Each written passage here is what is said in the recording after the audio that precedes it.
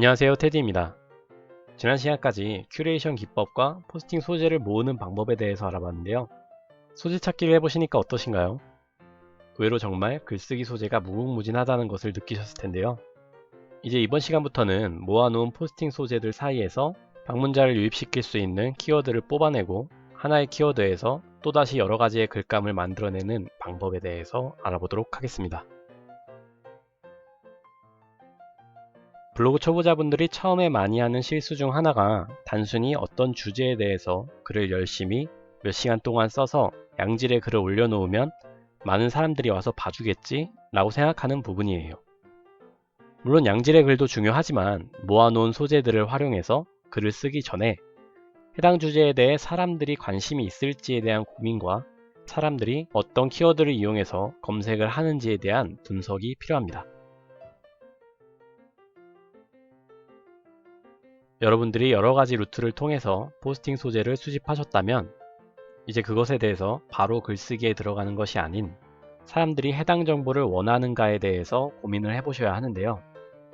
예를 들어 수집한 포스팅 소재 중에 바다낚시라는 소재가 있다고 가정해보면 이 주제에 대해서 글을 쓰기 전에 사람들이 바다낚시에 관심이 있는가, 바다낚시와 관련해서 검색하는 키워드에는 뭐가 있을까에 대해 분석을 해보고 해당 키워드를 중심으로 글 내용과 포스팅 제목을 정하고 구체적인 글쓰기에 들어가야 합니다.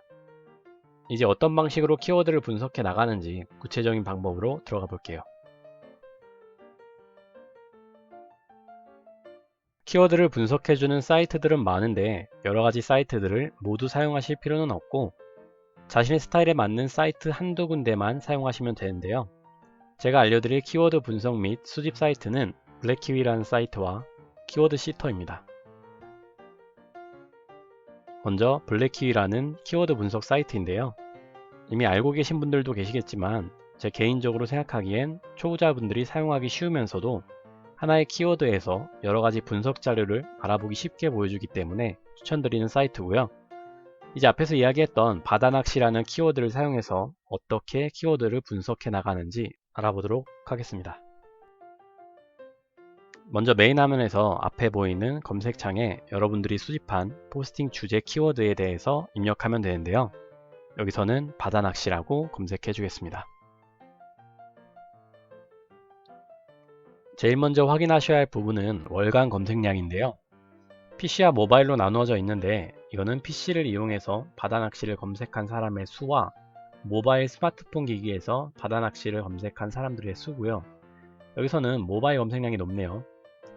일단은 바다낚시라는 키워드의 총 검색량은 최근 한 달 동안 27,000건 정도 된다고 볼 수 있는데 이 정도면 꽤 괜찮은 편이죠. 월에 3만 명 가까운 사람들이 검색을 하는데 내 포스팅이 상위에 노출될 수 있다고 생각해보면 꽤 많은 유입을 가져다 줄 수 있는 검색량입니다.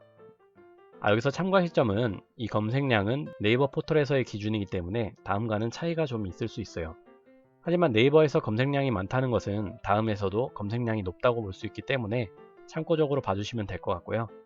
이제 위에 있는 연관 키워드와 유사 키워드를 봐주시면 먼저 연관 키워드 같은 경우 바다낚시를 검색하는 사람들이 이와 관련하여 함께 검색하는 키워드를 뽑아낸 것이고요. 유사 키워드의 경우 바다낚시라는 단어를 포함하거나 비슷한 유형의 키워드를 뽑아내서 보여주는 것인데 이것들을 활용해서 여기서 또 새로운 글감을 뽑아낼 수 있겠죠. 예를 들어 연관 키워드에 있는 물대표, 제부도 물대시간표 같은 경우 바다낚시를 즐기는 사람들이 물대 시간을 알기 위해서 함께 검색하는 키워드들인데 월간 검색량도 높기 때문에 이것을 소재로 또 다른 포스팅을 작성해도 좋겠죠. 그 다음 이제 밑으로 내려오시면 바다낚시라는 키워드에 대한 최근 한 달간 검색 동향과 최근 1년 동안의 검색 동향이 있는데 이런 분석도 필요한 이유가 키워드도 계절을 타는 키워드들이 있어서 어떤 시기에는 검색량이 줄어들었다가 어떤 시기에는 엄청난 검색량을 보여주는 키워드들이 있는데요. 바다낚시 같은 경우에도 추운 겨울에는 검색량이 줄어들었다가 날씨가 따뜻해지는 3월부터 계속해서 검색량이 오르는 것을 확인할 수 있습니다. 그렇기 때문에 이런 계절성을 타는 바다낚시 키워드는 겨울에 작성하는 것보단 사람들이 활동이 많아지는 봄과 여름에 집중해서 글을 올려주면 좋겠죠. 이제 좀 더 내려오시면 월별 검색 비율과 연령별, 성별, 기타 여러가지 분석 비율이 보여지는데 포스팅을 작성할 때도 불특정 다수를 타겟팅하는 것보단 키워드에 따라 타겟층을 세분화해서 작성하는 것이 좀 더 많은 유입을 끌어올 수 있으니까요. 참고해 보시면 될 것 같습니다. 앞서 살펴봤던 블랙키 사이트에서도 하나의 키워드를 활용해서 충분히 많은 정보들을 얻을 수 있었는데요. 나는 한 가지 키워드에서 더 많은 포스팅 소재들을 뽑아내고 싶다 라고 하신다면 키워드 시터를 추천드립니다. 이 사이트는 하나의 키워드에 대한 연관 키워드들을 추출해주는 기능을 하는데요. 아시는 분들도 있지만 모르고 계시는 분들도 많더라고요. 사용법은 간단합니다. 예를 들어서 바다낚시라는 키워드를 입력하고 아래의 버튼을 누르면 바다낚시와 관련된 연관 키워드들이 계속해서 추출되는데요. 키워드에 따라 다르긴 하지만 한 개의 키워드를 입력하면 많게는 수천 개의 연관 키워드들이 추출돼서 나오기 때문에 이런 식으로 확장해 나간다면 사실 포스팅 소재가 떨어질 수가 없겠죠. 검색을 멈추고 싶으시면 아래의 스탑 버튼을 누르시고 위에 있는 다운로드 버튼을 누르면 검색된 키워드들이 메모장에 저장되어 받아지니까요. 자신만의 스타일로 폴더에 저장하거나 엑셀 등에 옮겨서 키워드를 관리해 주시면 됩니다. 지금까지 총 3편으로 진행된 글쓰기 방법을 정리해보면 먼저 2편에서 알아본 것처럼 다방면에서 포스팅 소재를 찾아낸 뒤 메인 키워드를 뽑아내고 분석 사이트를 활용해 검색량이나 연관 키워드 등을 수집한 뒤에 어떤 내용으로 포스팅을 작성해야겠다가 정해지면 그와 관련된 정보들을 수집해서 큐레이션한 뒤 나만의 스타일로 새롭게 포스팅을 작성하는 것으로 정리해 볼 수 있겠습니다. 이상으로 키워드 분석을 활용한 블로그 글쓰기 방법을 알아봤는데요.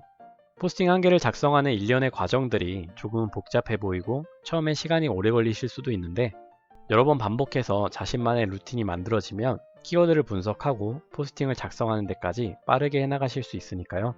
고민하지 마시고 실행해 보시기 바랍니다. 구독과 좋아요 항상 감사드리고요. 테리였습니다.